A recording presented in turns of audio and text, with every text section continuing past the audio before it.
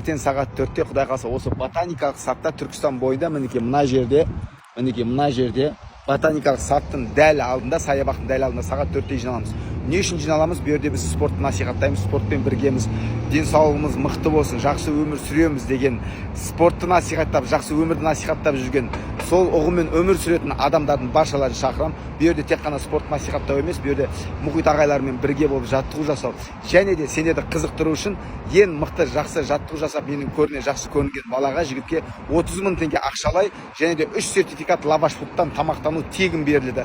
5, 10, 15, 3 сертификат, 5, 10, 15 мыңнан 5 мың теңге, 10 мың теңге, 15 мың теңге, сосын 30 мың теңге ақшалай. Осының бәріне демеулік жасап жатқан лаваш фудтың қызметкерлер басшыларына үлкен рахмет. Осындай бізге демеулік жасап, әрдайым спортты насихаттап, және де бізді қызықтырып, осындай бір кішігірім бір сыйлықтар, сияпаттар жасап жүрген лаваш фудтың қызметкеріне тағы да бір үлкен алғысымызды айтамыз. Ертең сағат 4-те жиналамыз.